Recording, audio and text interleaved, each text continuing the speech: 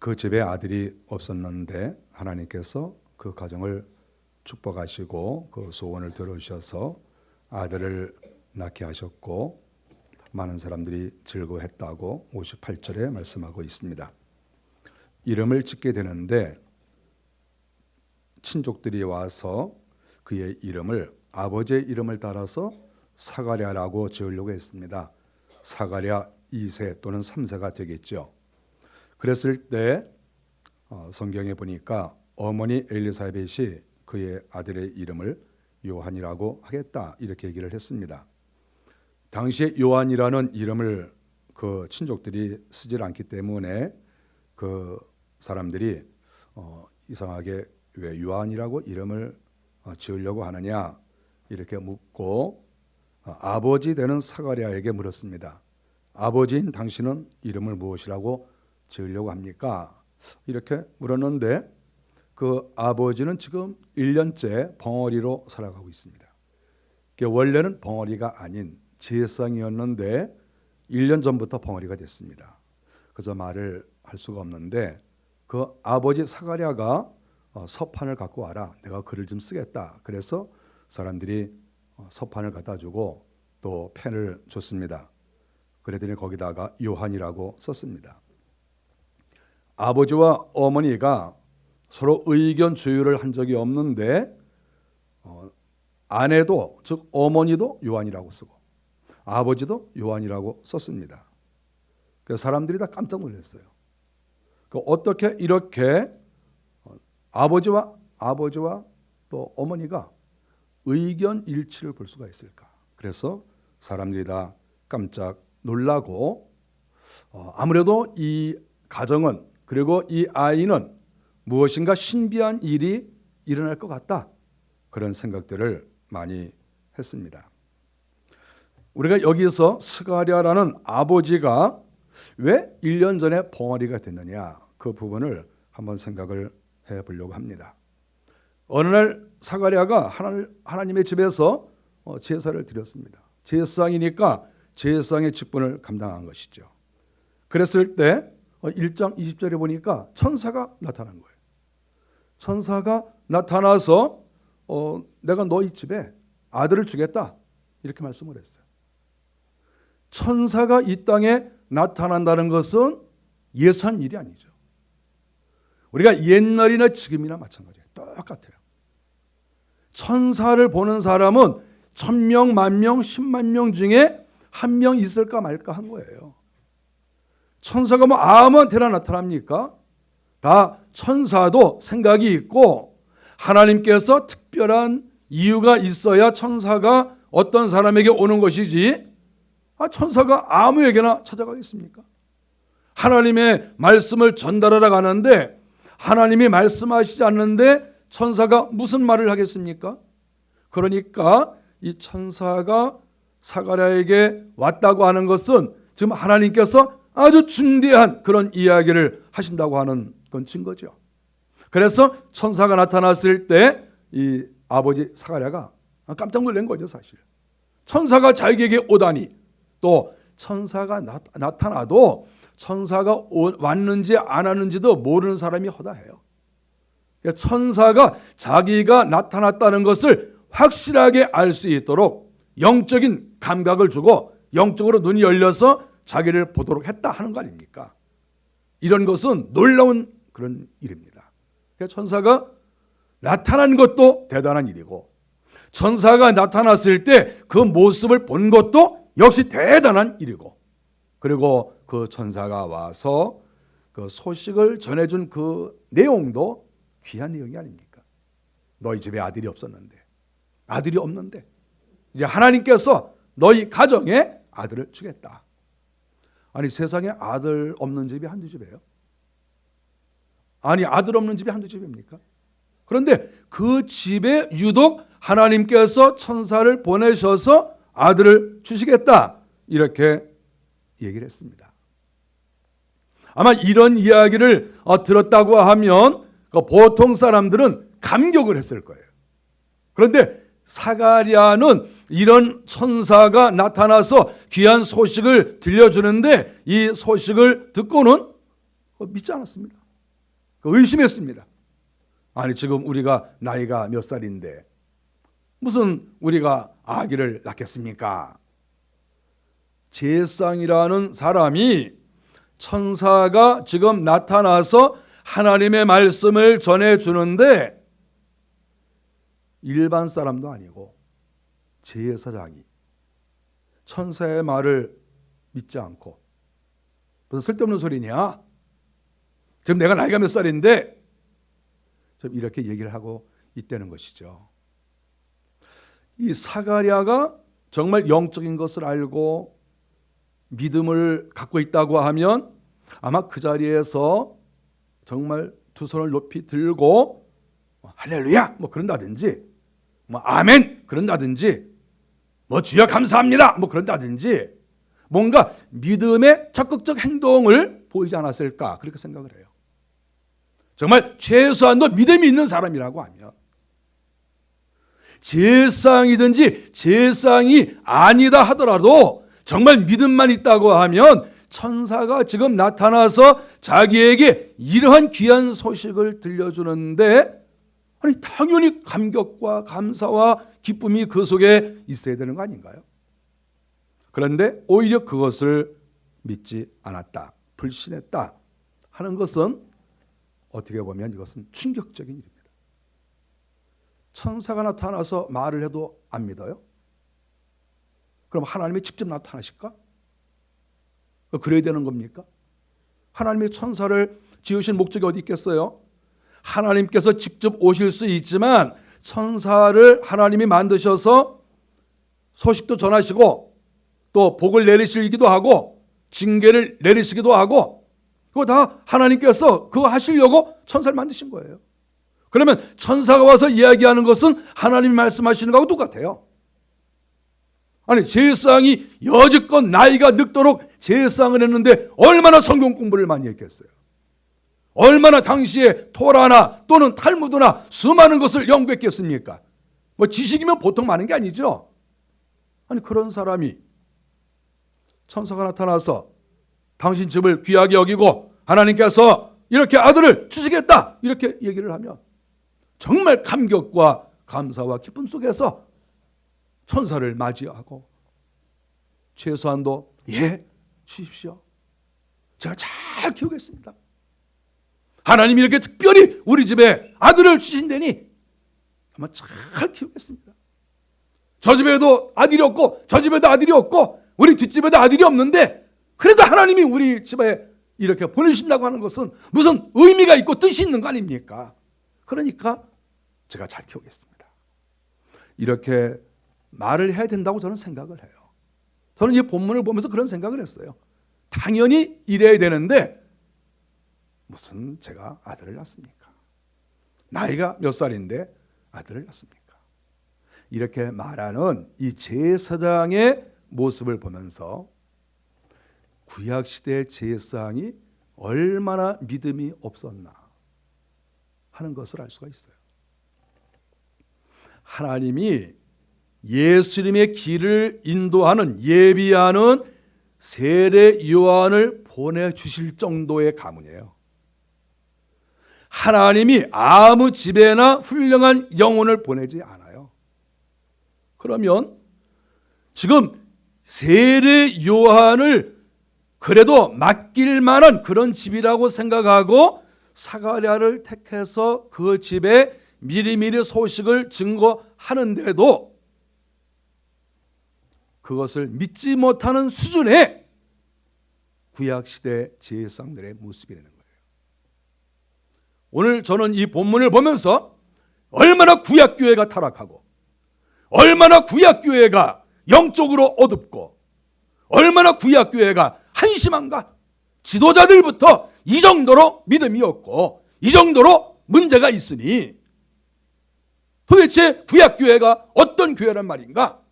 이런 생각을 하지 않을 수가 없는 것이죠. 이사야 56장 10절에 보면 그런 얘기가 나옵니다. 그 파수꾼들은 소경이요 다 무지하며 벙어리개라 능히 짓지 못한다. 그 이사야 선지자가 한 말이에요. 이사야 선지자가 하나님께서 말씀하시는 것을 이제 사람들에게 공포하고 또 성경으로도 썼는데, 구약 시대의 선지자들, 구약 시대의 제사장들, 구약 시대의 장로들, 어쨌든 구약 시대의 이 하나님의 리더들이 벙어리 개라는 거예요. 성경에 이렇게 써 있어요. 벙어리 개라. 짓지 못한다. 개는 어떻게 살아야 됩니까? 개는 주인을 볼 때에는 반갑다고 꼬리를 쳐야 그게 개죠. 아니, 주인이 오는데 얼마나 좋습니까? 그럼 꼬리를 쳐야죠. 그 주인을 보고도 꼬리를 안 치면 그건 개새끼보다도 못한 거예요. 그건. 개가 그런다니까. 개가 주인을 보면 꼬리를 친다니까요. 개는. 그리고 만일에 도적이 오면 어떻게 합니까? 도적이 오면 짖는 거예요. 이것이 개가 할 일이에요. 그런데 이사야서에 보니까 이스라엘 나라의 선지자들, 지도자들이 벙어리 개라는 거예요. 벙어리 개.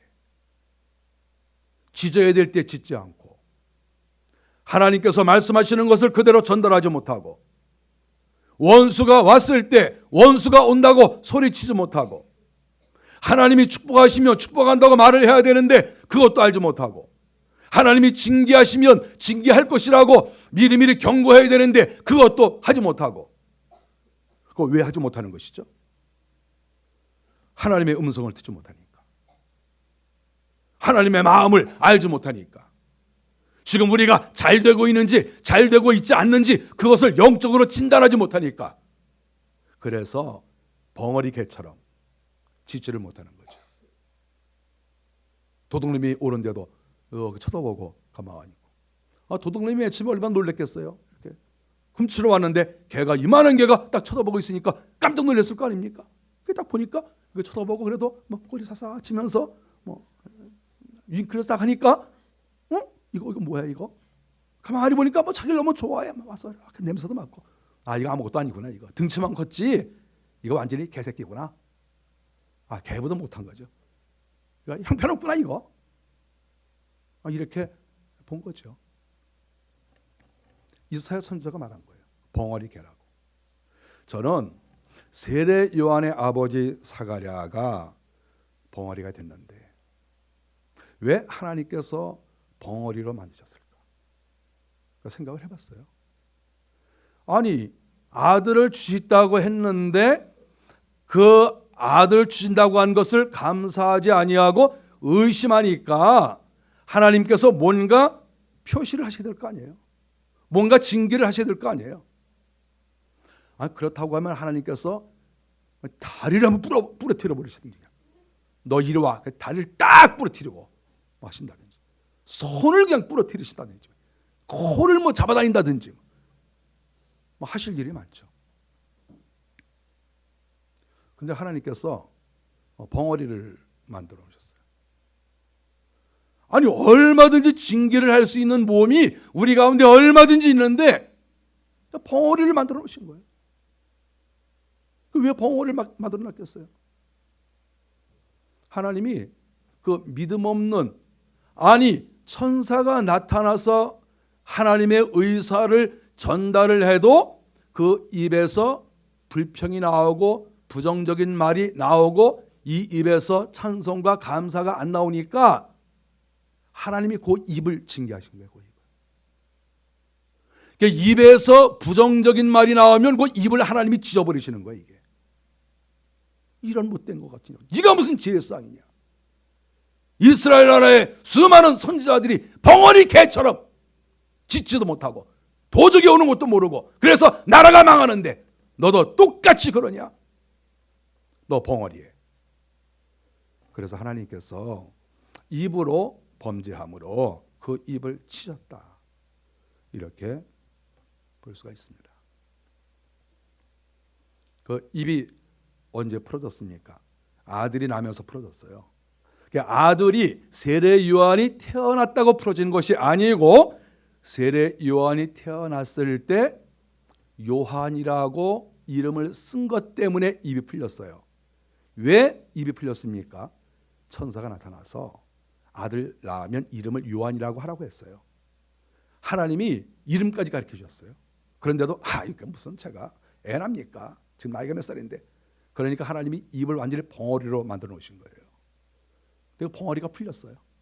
말씀에 순종하니까. 뭐 어마어마한 것을 순종한 게 아니에요. 적군을 물리친다고 가서 10명, 100명을 죽인 게 아니에요. 무슨 성경을 뭐 10권, 100권을 필사해서 그런 게 아니에요. 왜 하나님께서 그 입을 풀어주셨습니까? 하나님의 말씀대로 아들의 이름을 요한이라고 한다. 그러니까 요한 이렇게 그 하나 딱 썼는데 순간에 입이 딱 풀어진 거예요. 얼마나 놀랍습니까? 하나님 말씀 딱 하나 순종했는데 문제가 해결된 거예요. 문제 해결은 무슨 어마어마한 데서 나타나는 게 아니에요. 평상시에 그 입을 잘 사용하느냐, 그 입으로 날마다 감사하고 하나님의 뜻을 순종해 나가느냐, 그렇지 않으면 우리 입에서 부정적인 말이 나오고 하나님의 뜻과 어긋나는 그런 말이 우리 입에서 나오느냐, 여기에 따라서 벙어리가 되느냐, 그렇지 않으면 하나님께서 은혜를 내려주시느냐, 이것이 결정된다고 하는 것을 이 본문이 가르쳐 줍니다. 사갈의 입이 열리니까 65절에 많은 사람들이 두려워했습니다. 정말 놀랍다. 분명히 하나님이 살아계시고 하나님께서 이 가정에 역사하시는구나. 그리고 이 요한이라고 하는 이 핏덩이 이제 막 태어나서 이제 8일 만에 지금 할례를 받는 이 어린아이, 비록 8일밖에 되지 않았지만 이 아이는 하나님의 계획 속에서 태어난 아이고 하나님이 이 아이를 통해서 귀한 일을 하시는구나. 그것을 사람들이 알고 다 두려워했다. 이렇게 사람들이 말을 했습니다. 그리고 온 유다 지방 산골짜기까지 이 이야기가 소문이 다 퍼진 거예요. 사가랴가 하나님께서 천사를 보내서 말씀하셨는데 그것을 의심하다가 벙어리가 됐고 이제 요한이라고 이름을 짓는과 동시에 그 입이 풀리고 그리고 그 입으로 하나님을 찬양했다. 이 소문이 온 땅에 쫙 퍼져나간 것이죠. 사람들이 그 이야기를 들으면서 두려워하고 하나님께서 살아계시는구나. 또 하나 두려워함과 동시에 사람들은 이 아이가 장차 어찌 될꼬 이렇게 이야기를 하는 거예요. 이 아이가 장차 어찌 될꼬. 왜 그런 말을 했습니까? 하나님의 신이 그와 함께 하니까. 하나님의 신이 지금 뱃속에서 막 태어난 어린 아이와 함께 하시고 이 아이가 임신할 때도 성령께서 함께 하시고 이런 것을 사람들이 다 목격을 하고 이 아이가 장차 어떻게 될 것인가, 하나님이 어떻게 사용하실 것인가, 여기에 대해서 기대를 가지고 한번 10년 기다려보자, 20년 기다려보자, 30년 기다려보자. 도대체 이 아이가 어떻게 될 것인가. 수많은 사람들이 관심을 갖고 요한을 지켜보게 되었다. 이렇게 성경이 말씀하고 있는 거예요. 하나님이 함께하는 사람, 하나님이 함께하는 어린이, 또 하나님께서 뜻이 계셔서 이 땅에 보내신 사람들 다 귀한 거예요. 여러분들 어쩌다가 태어나신 분 아니시죠? 다 주님께서 뜻이 계셔서 저와 여러분들을 보냈다고 저희는 믿습니다. 물론 우리의 아버지에게 천사가 나타나는 건 아니지만, 물론 주님께서 우리의 이름을 다 가르쳐 준 것은 아니지만, 그래도 하나님께서 한 사람 한 사람 다 뜻이 계시고 하나님이 다 계획하셔서 우리를 이 땅에 태어나게 하시고 하나님 알게 하시고 직분을 주시고 오늘날 주님을 섬길 수 있도록 이렇게 하신 거예요. 아기를 가질 때 이렇게 세례 요한은 천사가 나타나서 아버지에게 가르쳐 줬습니다. 참 부럽고 감사한 일이죠. 아기를 임신하는 사람들이 저한테 가끔 물어볼 때가 있어요. 목사님, 저 아기 가졌는데요. 제가 태몽 꿈을 꿨어요. 아, 그래요? 뭘 꿨습니까? 큰 용이 배로 들어왔어요. 제가 얘기해 주시죠. 아, 귀신이 들어왔군요. 크게 쓸 겁니다. 무당으로 크게 쓸 것 같은데. 그런 사람들 많아요. 목사님, 제가 이렇게 꿈을 꿨는데 뱀이 내 배로 싹 들어왔어요. 뱀이 내 몸을 싹 감았어요. 그런 사람들이 많아요. 예수를 믿는데 아니 천사가 나타나서 뭐 이렇게 날개로 뭐 이렇게 뭐 쓰다듬었다든지 뭐 음성이 들렸다든지 뭐 이러면 뭐 귀하게 쓸 거라고 그러는데 용이 내 배로 들어왔어요. 이거 뭐라고 대답해 주기가 참 곤란해요. 그래서 제가 큰 무당이 될 겁니다 이런 말은 못하지만 회개는 좀 많이 하셔야 될 것 같습니다. 제가 이렇게 얘기를 해요. 기도를 많이 하십시오. 회개를 많이 하셔야 됩니다. 그러면 왜 그러십니까? 용꿈 꾸면 뭐 좋은 거 아니에요?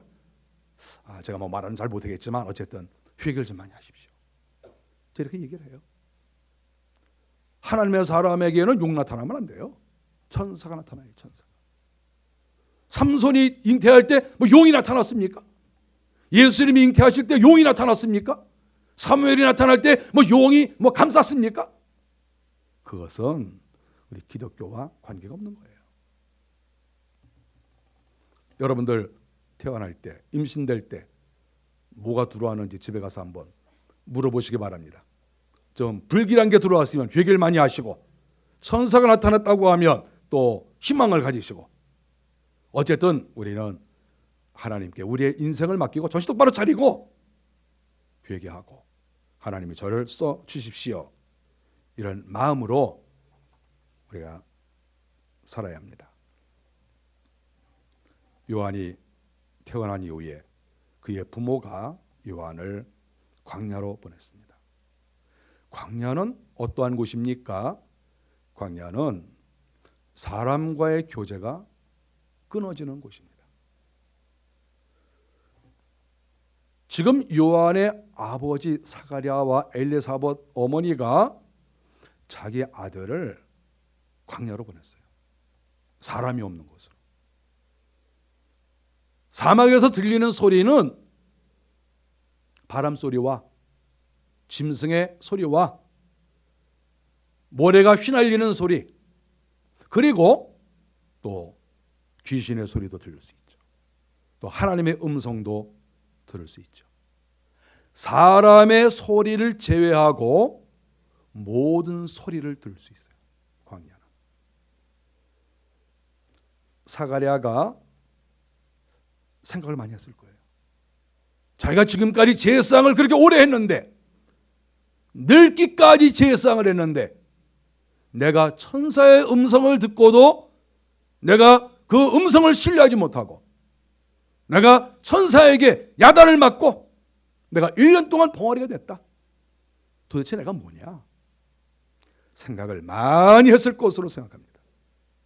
그래서 자기의 아들을 낳았을 때 너는 세상 공부가 중요한 것이 아니고 너는 세상의 사람들의 말을 듣는 것이 중요한 것이 아니고 너는 세상의 풍습을 따라가는 것이 중요한 것이 아니고 너는 세상에 눈을 막고 귀를 막고 너는 광야에서 살아라. 영적인 체험을 해라. 주의 음성을 들어라. 주님께서 말씀하시는 그 음성을 들어라. 그래서 그 아들 요한을 광야 가운데 보내고 그가 거기서 무려 30년을 살았다고 하는 것을 성경이 가르쳐주고 있습니다. 낙타의 가죽으로 된 옷을 입고 그리고 메뚜기를 먹으며 또 석청을 먹으며 그 돌 사이에 있는 꿀을 따다 먹으면서 30년 광야 생활을 했습니다. 거기서 하나님의 음성 많이 들었을 거예요. 하나님께서 가르쳐 주시는 것을 많이 들었을 거예요. 세상의 철학자나 세상의 어떠한 학자가 가르쳐준 말은 못 들었겠죠. 그런데 하나님의 음성은 들었어요. 저는 성경을 통해서 세례 요한이 남긴 그 어록을 보면 다른 사람이 할 수 없는 말들을 많이 했습니다. 우리 사람이라고 하는 것은 그 사람이 아주 독특하거나 특이한 말을 하는 것이 있어요. 우리가 어떤 사람을 생각하면 그 사람이 언제 무슨 말을 했다, 이게 귀에 남아 있어요. 이렇게 귀에 남아 있어요. 우리는 보통 그것을 이렇게 어록 이렇게 얘기를 해요. 유명한 말을 하면 어록이 있어요. 세례 요한이 이 공감복음에서 한 말을 제가 다 이렇게 찾아봤습니다. 한마디 한마디가 어떻게 그렇게 깊고 다른 사람이 할 수 없는 말을 그렇게 했을까? 그런 생각을 많이 해봤습니다. 누가복음 3장 8절에 보니까 회개에 합당한 열매를 맺어라. 다른 사람들이 한 적이 없는 말이에요. 회개에 합당한 열매를 맺어라. 요한복음 1장 29절을 봤더니 세상 죄를 지고 가는 하나님의 어린 양이로다. 예수님을 보고 세상 죄를 지고 가는 하나님의 어린 양이다. 한마디 한마디가 세상을 확확 뒤집어버리는 그런 말인 거예요. 요한복음 1장 16절에 보니까 15절에 내 뒤에 오시는 이가 나보다 앞선 것은 나보다 먼저 계심이라. 예수님이 자기보다 6개월 늦게 태어나지만 그분이 나보다 먼저 계신 분이다. 창조주인 것을 말씀을 하고 있는 것이죠. 요한복음 3장 30절에 보니까 그는 흥하여야 하겠고 나는 쇠하여야 하리라. 하여간 입만 열면 사람들이 충격을 받는, 입만 열면 철학을 뒤집어버리는, 입만 열면 세상이 뒤집어버리는 그런 말을 한마디씩 툭툭 하는 거예요. 그리고 그 말이 성경에 기록이 다 된 거예요. 얼마나 놀랍습니까?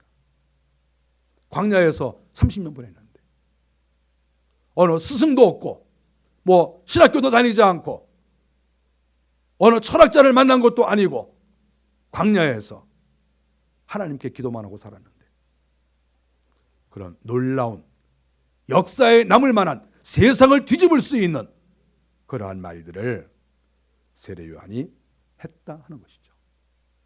그리고 그는 수많은 사람들에게 세례를 주고 나이 30밖에 되지 않은 그때에 호련히 그는 세상을 떠났다.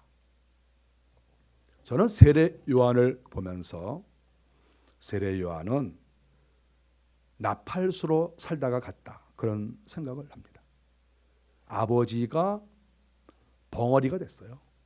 벙어리개, 짖지 못하는, 위험을 알리지 않고 하늘의 소식을 전하지 못하는 그런 벙어리개.